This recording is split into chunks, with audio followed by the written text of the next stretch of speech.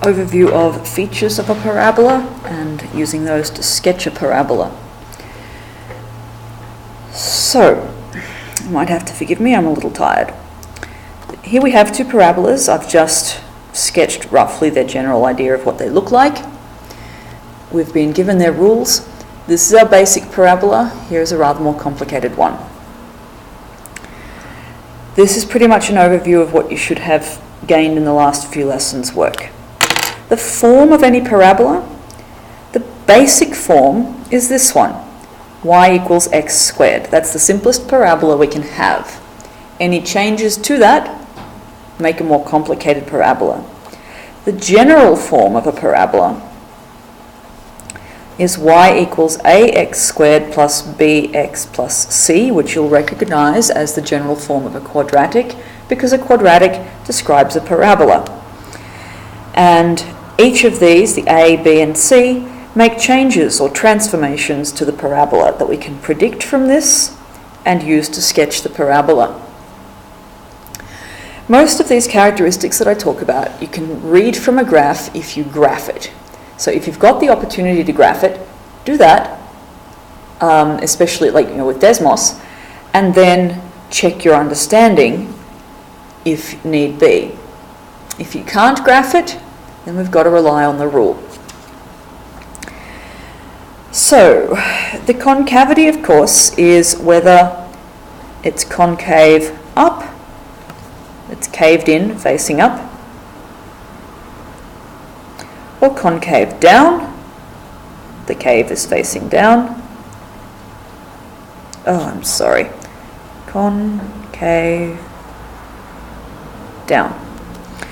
This depends on the coefficient of x squared.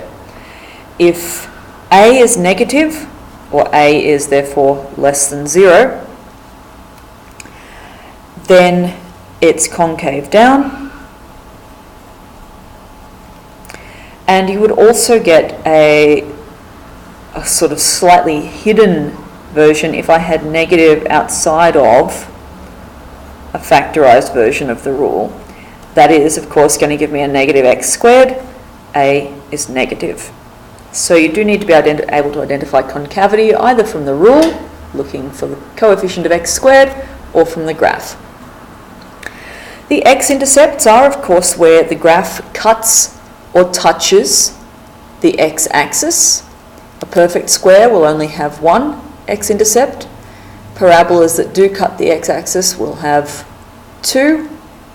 And some parabolas sit above or below the x-axis and have no x-intercepts, and you would have to say so. You can get the intersects from the graph if you want, or you get them by solving the quadratic. Now, x-intercepts are when y equals 0. So you can factorize and solve,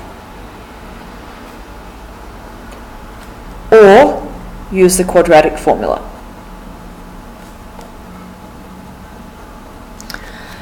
I'll do this at another stage, but if, for example, we wanted to find what these x-intercepts are, I've got y equals negative x squared minus 5x plus 6.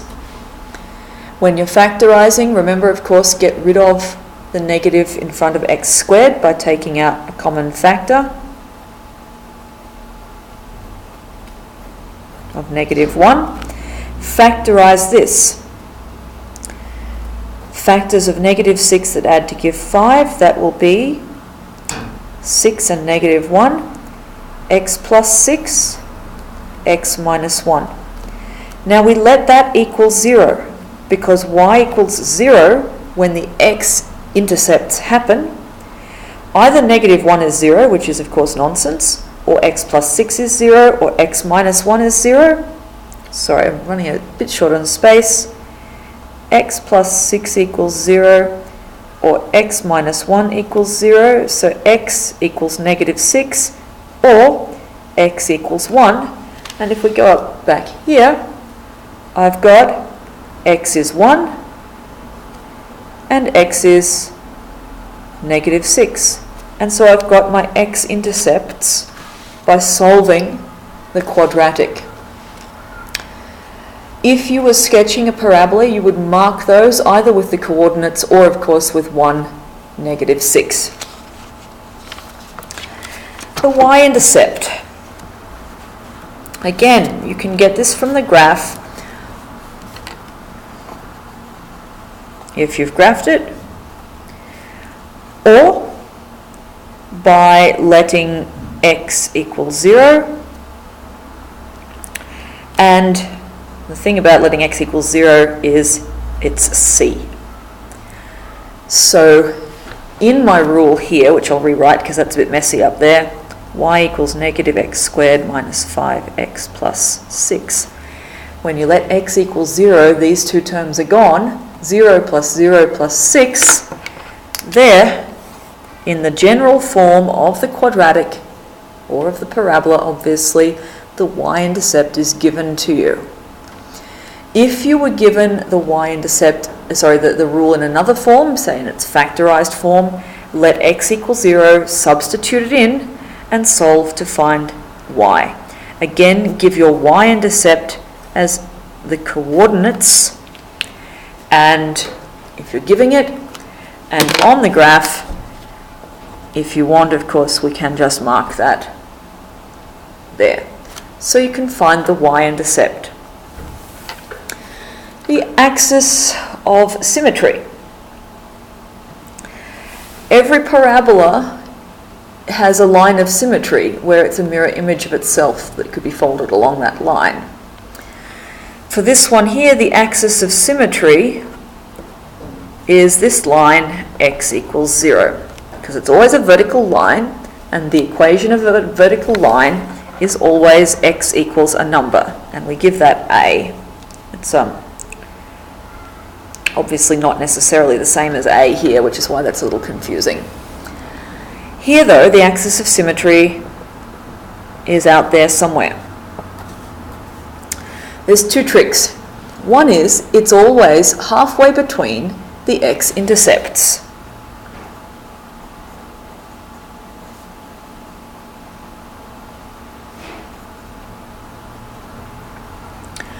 So you can get the axis of symmetry by identifying your x-intercepts, 1 and -6, adding them together, -5, and dividing by 2, -2.5. So the axis of symmetry here is x equals -2.5. And if you were asked to mark all the features, you'd squeeze this in on this very crowded parabola. The other way of finding your axis of symmetry is with the formula x equals -b on 2a. And from the equation,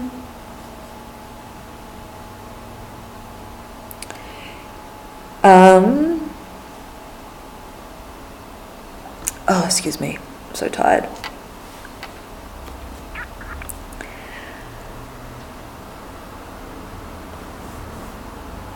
All right. Yes, I have the original form of the equation there. So -b would be 5 on -1 times 2, which is -2, which is -2.5. Sorry, I'm really slowing down here. I'm sure you were way ahead of me. So we've got the axis of symmetry with the formula, or we can get it by averaging our x-intercepts. Now the turning point is here and here, and it's on the axis of symmetry. So once you've found the axis of symmetry, you know the x value,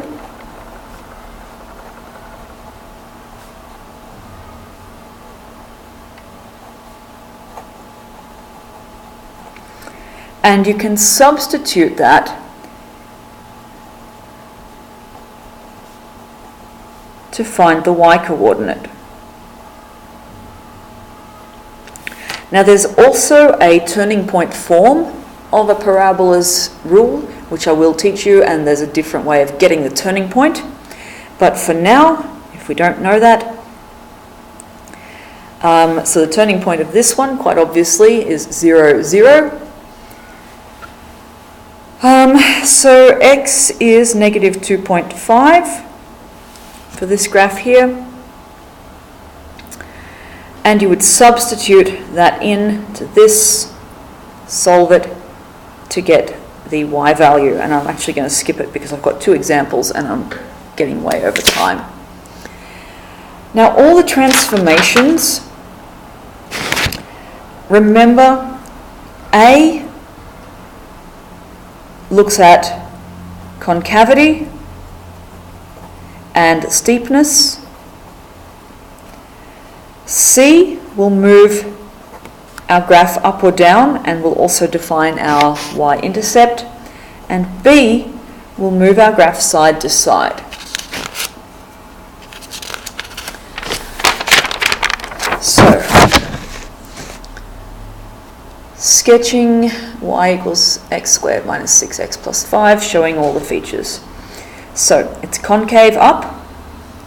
The y-intercept is 5. It's a good idea just to write down the stuff that you work out and then graph it. We need to factorize and solve to get our x-intercepts.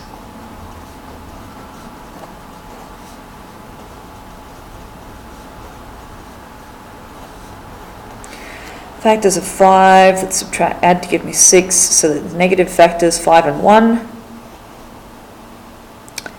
And they're both negative.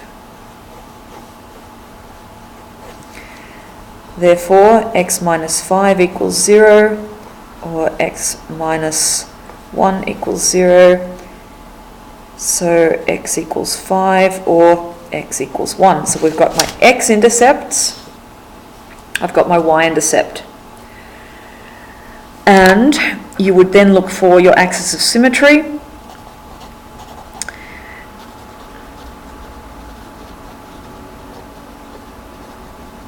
You could use the formula, or of course 5 plus 1 on 2 is 3. X is going to be 3. Once you've got that, you get your turning point. Now you can substitute into y equals in its factorized form or its unfactorized form, because either one will get you the answer. Y equals x squared minus 6x plus 5. I know x is 3. Y is 3 squared is 9, minus 3 times 18 plus 5. Negative 9 plus 5. Y equals negative 4. Then you have all the information you need to sketch that parabola. Draw yourself a set of axes. You will mark your y-intercept. Now it doesn't have to be at 5, you're just saying, hey, that's 5. As long as they've got roughly the right relationship to each other. I've got intercepts at 1 and 5, and my turning point is 3, got to be halfway between, negative 4,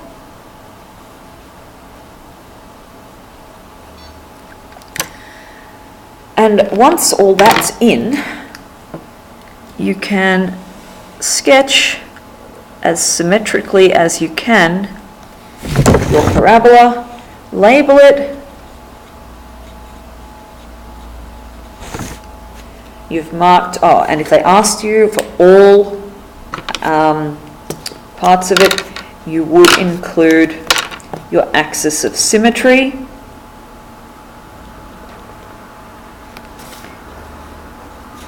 X equals 3.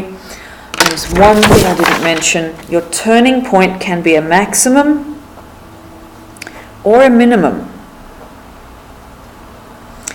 If your shape is concave up, then your turning point is the minimum that your parabola gets to.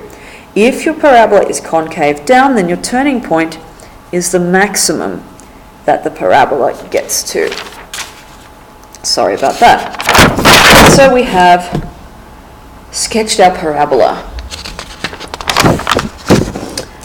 Another example if you really want it. If you don't want it, then stop listening and go do something else.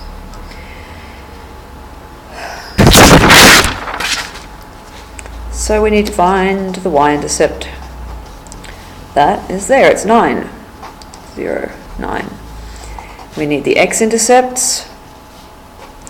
So we let y equal 0.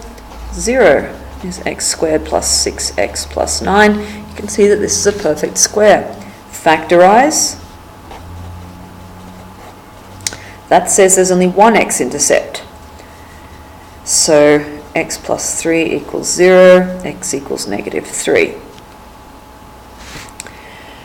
From there, now it's a perfect square. So, stop and remember, okay, you've only got one x-intercept. And you will need your turning point. Now when it's a perfect square, you know that it's going to touch the x-axis, not cut through it, so this is also the turning point.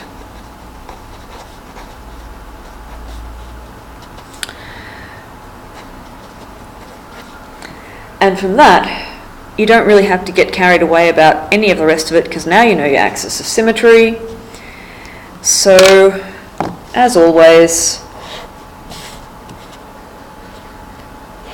set of axes, my turning point is here at negative 3, my y-intercept is here at 9. Put them somewhere that is reasonably meaningful. Draw in your parabola symmetrically. Oops, that's totally where I went through the y-axis. And label. Show the axis of symmetry, which isn't very symmetrical at this time of night. Sorry about that. This really should have been over there somewhere. But that is how you find all the aspects of a parabola from its rule and sketch it.